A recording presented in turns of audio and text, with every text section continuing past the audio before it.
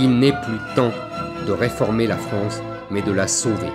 C'est pourquoi j'ai décidé de me présenter à l'élection présidentielle. Il ne s'agit pas de réformer la France, mais de la sauver. Ça, c'est la phrase la plus importante de l'intervention d'Éric Zemmour, parce qu'elle résume tout son propos. Il se met en scène comme un sauveur. J'ai compris qu'aucun politicien n'aurait le courage de sauver le pays du destin tragique qui l'attendait. Il va imiter le général de Gaulle jusqu'à la caricature, presque jusqu'au ridicule, en étant exactement dans le même cadre, une bibliothèque avec un micro devant lui et un texte qu'il lit. Et il va lire ostensiblement le texte comme le général de Gaulle avec les yeux baissés. C'est vraiment très exactement la même mise en scène. La France que vous aimez, vous la voyez disparaître, vous ne la comprenez plus, vous avez l'impression qu'elle est peuplée d'étrangers, qu'elle est devenue un territoire inconnu pour vous.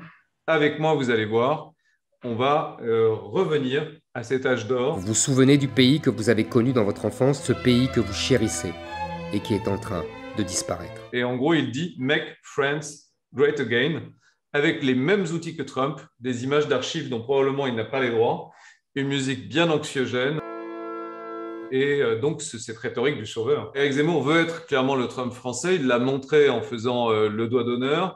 Il l'a montré en étant, au fond, très peu respectueux des codes. Là, on a un candidat avec Éric Zemmour, 100% Trump. 100% dans la caricature, dans l'excès, dans l'exagération, dans le catastrophisme abominable et la prétention à sauver le pays en même temps. C'est la première fois qu'on a un Trump français. Il n'y a aucune proposition concrète dans le discours de Zemmour. Il a poussé les curseurs à fond pour essayer de se présidentialiser. On est dans un objet de communication qui est un objet destiné à gommer les erreurs de la campagne à Marseille et à torpiller le candidat LR qui, évidemment, quelles que soient ses qualités, ne pourra pas avoir la même mise en scène parce qu'elle est à la limite du ridicule. On n'imagine encore une fois pas Xavier Bertrand, on n'imagine pas Valérie Pécresse, ou même Barnier faire la même mise en scène. C'est totalement impossible, c'est inimaginable. Vous n'avez pas déménagé, et pourtant vous avez la sensation de ne plus être chez vous. Vous n'avez pas quitté votre pays, mais c'est comme si votre pays vous avait quitté. Vous vous sentez étranger dans votre propre pays. Vous êtes des exilés de l'intérieur. Nous ne nous laisserons pas remplacer. On reste sur les fondamentaux de Zemmour dans ce discours qui sont l'immigration, qui sont l'identité, qui sont la nostalgie de la France d'avant. Et vous avez l'impression de ne plus être dans le pays que vous connaissez. Au fond, c'est un clip de défense de l'identité française qui présente Zemmour comme un sauveur.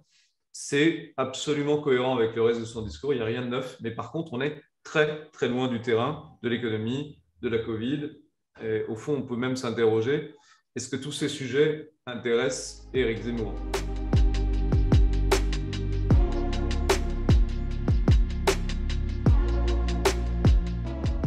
Éric Zemmour, il casse les codes parce qu'il va diffuser ça sur YouTube. En même temps, il sait, comme Trump le savait aux États-Unis, que tout ce qu'il fait sur les réseaux, tout ce qu'il fait sur YouTube va être diffusé en live à la télé. Il joue sur tous les tableaux, Éric Zemmour. Il utilise un canal moderne pour tenir un discours très archaïque, un canal moderne, tout en sachant que la télé va le reprendre et les médias traditionnels ne vont parler que de ça. Donc c'est un outil de campagne aussi.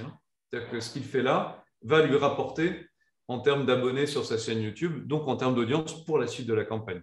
En termes publicitaires, on a un lancement de produits réussi sur YouTube, repris par les chaînes info, un discours bien packagé, bien nostalgique, c'est un peu les saucisses Erta, ça fonctionne. Le lancement de produits Zemmour est réussi. Maintenant, il faut que les gens achètent ce produit en rayon. Là, je suis beaucoup moins convaincu. Est-ce que ça va marcher en France ou est-ce que les Français vont rejeter ça en disant « c'est pas pour nous, c'est pas français ». Et moi, je ne crois pas que Zemmour puisse être un sauveur. Ça, c'est toute la question. Vive la République et surtout, vive la France.